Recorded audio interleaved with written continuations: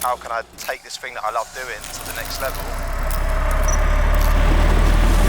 Some people will remember Joel Corry as a fitness model. Others will remember him as a star of TV reality show Geordie Shore. But now everyone knows Joel Corry as a chart-topping, globe-trotting DJ.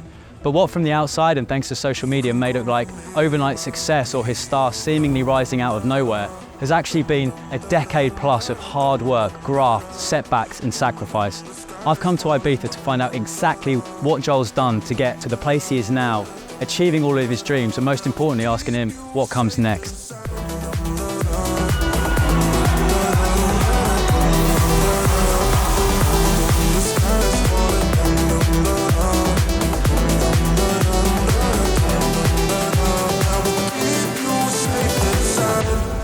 I just need a reason.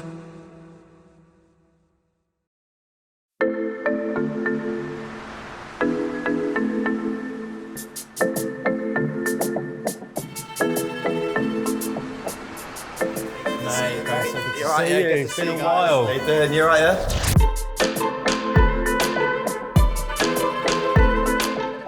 After you. That's what, man. Straight out onto the beach. Look at Yeah, that. I know. I first met you, or I first knew of you when you're kind of a bodybuilder, right? You're all a fitness model, working with Optimum Nutrition. A lot of people have known you through that. A lot of people have known you through Geordie Shore. Obviously, a lot more people now know you as a DJ. Has music always been your calling? Has that been the passion since as young as you can remember? Yeah. I mean, I got my first pair of decks for Christmas when I was like 13 years old. Right. And, you know, DJing was always my biggest hobby growing up. Started DJing in the garage days on vinyls. So it's really different now. But back then it was such a hobby of mine. I used to go to the record shop every week with my best mate. I'd save up my pocket money just to buy that vinyl every single week and get the bus up there, you know. I'm so glad I kind of was in that era though. Right. Because, you know, the sort of art of DJing, it meant a bit more back then. So yeah, you know, growing up through my teenage years, I was DJing at people's birthday parties. I started a little mobile disco company, so I was doing people's weddings, bar mitzvahs. Right, everything. You know, even DJing at a few people's 40ths, even did a few 60ths. So like a broad range of sort of like crowds I'll be playing in front of every week. And it was a really good way for me to learn DJing and learn how to work a dance floor and have a broad range of sort of music knowledge. Yeah. And then I got onto the club scene in my early 20s. I had residencies all around London. I used to DJ on the Mayfair circuit, those sort of like bougie nightclubs in London. And then in the summers I'd go abroad and I'd DJ on the summer resorts, places like Magaluf and Zante, Malia, some bits and bobs in Ibiza. You know, that was before I had any success with my music. That was me just being a club DJ, you know, getting myself out there, pushing sort of my mixes on SoundCloud and kind of hustling that way. Grafting, man. I was, you know, sometimes DJing 5-6 nights a week. And I even, you know, at one point, I finished uni and in my 20s, I had a full-time job at MTV. And then I'll DJ my club gigs after work in the week and on weekends. Right. So yeah, I've always been a club DJ, I've always been DJing, and just got to a point, mate, where I was like, how can I take this thing that I love doing and that I'm good at to the next level? And that was, you know, really focusing on production and get my own music out there and try and get a hit record, because that's how you take it to the next level. Because I think a lot of people will look at your Instagram or see your interviews or see you on TV and just think, oh, you've come from nowhere, you're this overnight success. Yeah. But you and I have spoken before. I know that it's been a long time coming, right? It's taken 10, 15 years for you to be an overnight success. An overnight success in 10 years, mate, is the truth. And your first release, what, 2014, 2015? Yeah. And the big hit came in 2019. Yeah. Talk to me about what it was like as like that job in DJ, grafting. You know, you've toured in the UK, you're turning up, you're promoting gigs where you told me before, literally no one turned up. Yeah. Can you give me a little bit of sense of what it was like when you were really putting in those hours and you weren't seeing the success? Yeah, I mean, you know, I was DJing every gig that I could take, really. You know, I just get my name on that flyer, you know, pushing my sort of name on social media as much as I could, and like putting my mixes on SoundCloud. And after my gigs, I would go out into the crowd and hand out CDs to the people on the dance floor. And for me, it was just about getting in front of as many people as possible, right? As many nights as possible.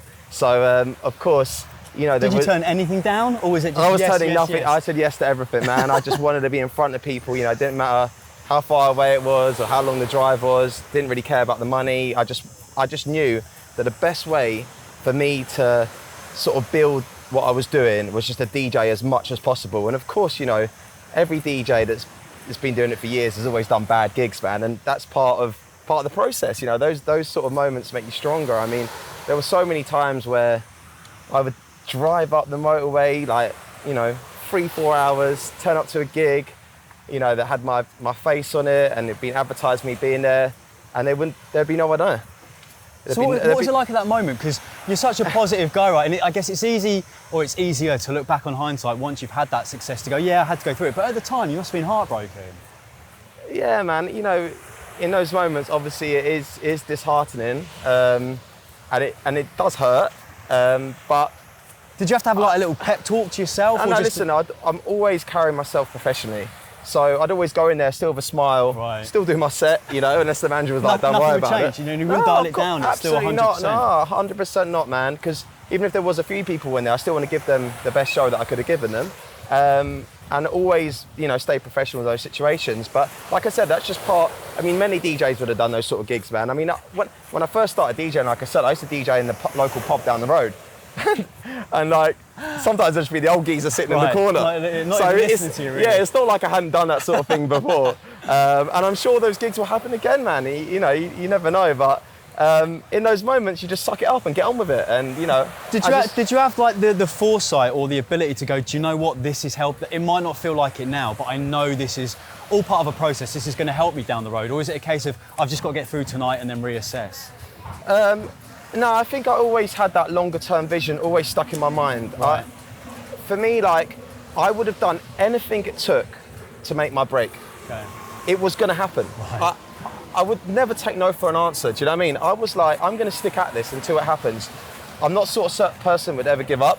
And even though, like, there was a lot of setbacks on the way, you know, a lot of sort of like moments where I was like, oh, you know, maybe this is not going to happen. I even remember my mum saying to me a few times, I can literally vision sitting in the kitchen and her kind of saying, you know, you sure you don't want to, you know, look at another career, you know, you're getting close to 30 now, Joel, like this DJing thing, you can't be doing it forever. Like, she saw me like putting out music and maybe it not really connecting and going through some bad record deals and, you know, all the stresses of that and spending money on my own promotion and campaigns to get these records out, because it costs a lot when you're doing it yourself. Yeah, sure. And she was, I remember her saying, like, you know, what's the plan B? And I said to her, there's no plan B, it's just plan A. Because it must be hard to hear that, because she obviously cares about you more than anyone else in the world, right? And she's trying to protect you by saying, maybe this isn't for you. But it sounds as though that was almost like water off a duck's back and nothing was going to deter you, even your mum saying, maybe time for something else, Joel. I think my mum knew deep down the person I was, and I would have stopped at nothing to make it happen. Right. And, you know, my mum is my rock, man. She's been there through all the ups and downs, and I know that what's happened now has definitely made her so proud, because she's seen me in all those difficult moments, man. It must be really hard to kind of pull yourself up when you have gone through that. And I think when I speak to people who've had a lot of success in their field, like yourself, obviously comes down to talent, it obviously comes down to work ethic, but I think the resilience, like bouncing back from the disappointment, especially the longer you've been doing it, maybe you're not getting anywhere, it's another setback. Have you always had that work ethic? And more importantly, have you always had that resilience, that sense of nothing is going to stop me? Yeah, I've always had that in me. I'm not sure where it comes from, but, you know, even when I look back to when I did the fitness competitions, you know, that was a real mental test going through those years and preparing for those competitions and getting into that sort of condition that I was physically. And I think not many people can do that, is the truth, because you really have to dig deep and push your body to the absolute limit and your mind. And, you know, I've kind of carried that same, as you call it, resilience, whatever, in my music career. That, you know, as I said, whatever happened, in my mind, this was going to happen. And I would be prepared to work to the bitter end until it happened, you know. And did you feel like it was something that was always in your control? If you kept doing what you were doing, it didn't matter how many knockbacks you got, how many rejections, if you just kept doing it and kept believing, it was going to happen. Is that a right kind of vibe? You know what? I always believed that exact thing. Right. I had that in my mind. I would literally say to myself, surely, if I want something this badly and I work this hard, surely it will happen. I don't know what time frame it's going to happen in. You know, it took me years until I actually got like my break. Yeah. But I always remember saying to myself, is Joel, surely like if somebody wants something so much in their life, surely it's going to happen.